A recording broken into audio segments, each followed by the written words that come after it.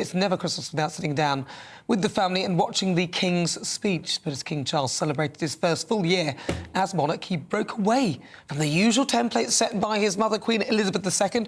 Remember what she said: never complain, never explain. Instead of reflecting on the year, he chose to lead an environmental charge, speaking in front of a sustainable tree. His Majesty called on the nation to take better care of our planet Earth. Now, I don't disagree with him on that one, but he has 2 helicopters, 7 palaces, mostly empty. I mean, just the thing. But to discuss how it went down with the public is royal commentator Richard Fitzwilliams. Richard, nice to see you. I haven't spoken to you for a while. What was your first impression of the King's speech? Well, then I thought that it was very thoughtful. I thought he wove the various themes rather well. For example, he talked about those who were suffering hardship, which was clearly a reference to the cost of living crisis. You're right, of course, there was the environment, although it didn't dominate the speech in a way that I thought possibly might have, given the build-up. There was, of course, the interfaith understanding, and that, I think, was also one of the themes, and also the way the royal family have worked this year with the emphasis, of course, on the coronation. So Yeah, well, I mean, I love King Charles. I think he's amazing, and I love the royal family. So, you know, you won't catch me dissing them for the work they've done. But there have been a lot of people commenting on the fact that a sustainable tree, well, I've got a sustainable tree. It's a plastic one that I've had for about 20 years, the same tree that comes up every time. That is good for the environment because I'm keeping the same tree. So, I don't know. I think sometimes, do you remember Harry and Meghan, when it all started going wrong for them, was when they kept preaching about the environment? Do you think that he needs to be careful of preaching, considering the fact that he has all these palaces, which are probably mostly empty, full of staff, and must give out a lot of CO2? Do you know what I mean?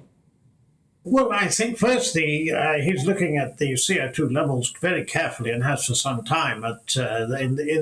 Firstly, he did when Prince of Wales, and certainly now, I think regarding climate change and the debates around it, I mean, I think we all agree where we would like to go, but I do think there's considerable debate on how to get there, and what he has to be very careful to do, and obviously, and has been in the speech, I mean, the link with the shepherds in the Bible and so forth was, well, it was creative. I mean, what to be very careful to do is to avoid party politics, and it's there that there's a danger, because it's always thought, because he was as campaigning Prince of Wales and did very well. The Prince is now the King's Trust, helping 1 million disadvantaged young people, and also another nearly 24 other charities. I mean, it was quite amazing. But he is, I think, at heart an activist.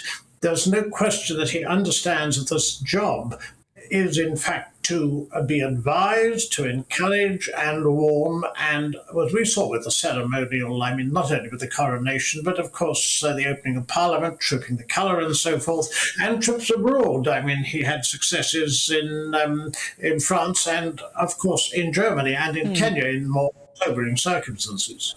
Yeah, it would appear that I think they've done a good job. But we also had Sarah Ferguson was involved. I mean, we thought that we'd seen the last of Sarah Ferguson in terms of getting involved in royal engagements and things, but she was out there, wasn't she? Why have they got her back on?